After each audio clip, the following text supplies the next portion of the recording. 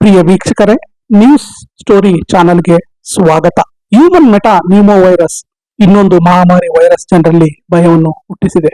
ನಮ್ಮ ಬೆಂಗಳೂರು ಮತ್ತೆ ಶಿವಮೊಗ್ಗದಲ್ಲಿ ವೈರಸ್ ಸೋಂಕು ಪತ್ತೆಯಾಗಿದೆ. 2020 ಸಮಯದಲ್ಲಿ ಕೊರೋನಾ ಕಂಟಕ ಅಪ್ಪಳಿಸಿ ಇಡೀ ಜಗತ್ತು ನಲಗಿ ಹೋಗಿತ್ತು.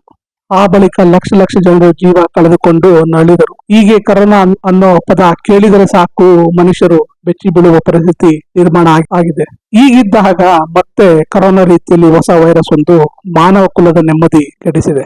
HMPV ವೈರಸ್ ಕಾಟ ಶುರುವಾದ ನಂತರ ಜಗತ್ತಿನಾದ್ಯಂತ ಬಾಹ್ಯ ವಾತಾವರಣ ಶುರುವಾಗಿ ಮತ್ತೊಮ್ಮೆ ಲಾಕ್ಡೌನ್ ಆಗುವ ಭಯದಲ್ಲಿ ಜನರು ನರಳುತ್ತಿದ್ದಾರೆ. ಈ HMPV ವೈರಸ್ ಏನಿದೆ? HMPV ವೈರಸ್ ಉಸಿರಾಟದ ವೈರಸ್ ಆಗಿದ್ದು ಅದು ಪ್ರಾಥಮಿಕವಾಗಿ ಉಸಿರಾಟದ ಪ್ರದೇಶದ ಮೇಲೆ ಪರಿಣಾಮ ಬೀರುತ್ತದೆ. ಇದು ಮೇಲ್ಭಾಗ ಮತ್ತು ಕೆಳಭಾಗದ ಶ್ವಾಸೇಂದ್ರಿಯ ಪ್ರದೇಶದ ಸೋಂಕುಗಳಿಗೆ ಸಾಮಾನ್ಯ ಕಾರಣವಾಗಿದೆ ಮತ್ತು ಚಿಕ್ಕ ಮಕ್ಕಳು, ವೃದ್ಧರು ಮತ್ತು ದುರ್ಬಲಗೊಂಡ ಪ್ರತಿರಕ್ಷಣಾ ವ್ಯವಸ್ಥೆ ಹೊಂದಿರುವ ಜನರಲ್ಲಿ ವಿಶೇಷವಾಗಿ ಕಾಣಿಸಿಕೊಳ್ಳುತ್ತಿದೆ. HMPV ಅನ್ನು ಮೊದಲು 2001ರಲ್ಲಿ ಗುರುತಿಸಲಾಯಿತು ಮತ್ತು ಉಸಿರಾಟದ syncytial virus and parainfluenza viruses ಅದೇ ವೈರಸ್ ಕುಟುಂಬಕ್ಕೆ ಸೇರಿದೆ.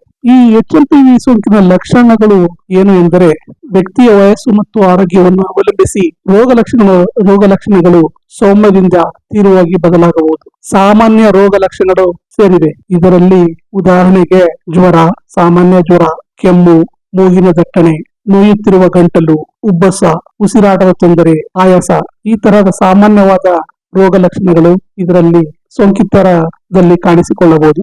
ತೀವ್ರತರವಾದ ಪ್ರಕರಣಗಳಲ್ಲಿ ನ್ಯೂಮೋನಿಯಾ ಅಥವಾ ಬ್ರಾಂಕಿಟಿಸ್ ಬೆಳೆಯಬಹುದು. ಈ HMPV ವೈರಸ್ ನಿಂದ ಜನರ ಭಯಭೀತರಾಗಿದ್ದಾರೆ. ಈ HMPV ವೈರಸ್ ಹೇಗೆ ಹರಡುತ್ತೆ ಅಂತೇಳಿ ಬಹಳ ಜನರಲ್ಲಿ ಪ್ರಶ್ನೆ ಆಗಿದೆ. HMPV ಇತರ ಉಸಿರಾಟದ ವೈರಸ್ ಗಳ ರೀತಿಯಲ್ಲೇ ಹರಡುತ್ತದೆ. ಉಸಿರಾಟದ ಹನಿಗಳಿಂದ ಹರಡಬಹುದು. ಸೋಂಕಿತ ವ್ಯಕ್ತಿಯ ಕೆಮ್ಮಿದಾಗ ಅಥವಾ ಸೀನಿದಾಗ ವೈರಸ್ ಹೊಂದಿರುವ ಸಣ್ಣ ಹನಿಗಳು ಗಾಳಿಯನ್ನು ಪ್ರವೇಶಿಸಬಹುದು ಮತ್ತು ಇತರರು ಉಸಿರಾಡಬಹುದು. ಮತ್ತೆ ನಿಕಟ ಸಂಪರ್ಕದಿಂದನೂ ಈ HMPV ವೈರಸ್ ಹರಡಬಹುದು. ಸೋಂಕಿತ ವ್ಯಕ್ತಿಯೊಂದಿಗೆ ತಬ್ಬಿಕೊಳ್ಳುವುದು ಅಥವಾ ಕೈಕುಲುಕುವುದು ಮುಂತಾದ ದೈಹಿಕ ಸಂಪರ್ಕವು ವೈರಸ್ ಅನ್ನು ಹರಡುತ್ತದೆ. ಮತ್ತೆ ಕಲುಷಿತ ಮೇಲ್ಮೈಗಳು ಇಂದನೂ ವೈರಸ್ ಹರಡಬಹುದು. ವೈರಸ್ ನಿಂದ ಕಲುಷಿತವಾಗಿರುವ ಮೇಲ್ಮೈಗಳು ಅಥವಾ ವಸ್ತುಗಳನ್ನು ಸ್ಪರ್ಶಿಸುವುದು, ಉದಾಹರಣೆಗೆ ಬಾಗಿಲಿನ ಗುಬ್ಬಿಗಳು, ಅಟಿಕೆಗಳು ಮತ್ತು ನಂತರ ಬಾಯಿ, ಮೂಗು ಅಥವಾ ಕಣ್ಣುಗಳನ್ನು ಸ್ಪರ್ಶಿಸುವುದು ಸೋಂಕಿಗೆ ಕಾರಣವಾಗಬಹುದು. ಈ HMPV ವೈರಸ್ ನಾವು ತಡೆಗಟ್ಟಬಹುದಾ? ಹೌದು.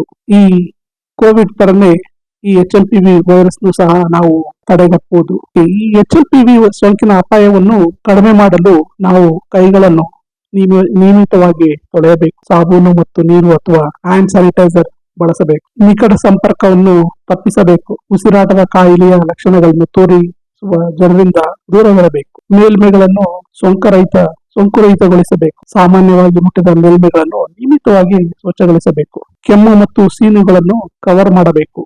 ನಿಮ್ಮ ಬಾಯಿ ಮತ್ತು ಮೂಗನ್ನು ಮುಚ್ಚಲು ಟಿಶ್ಯೂ ಅಥವಾ ಒಣಕೈಯನ್ನು ಬಳಸಿ.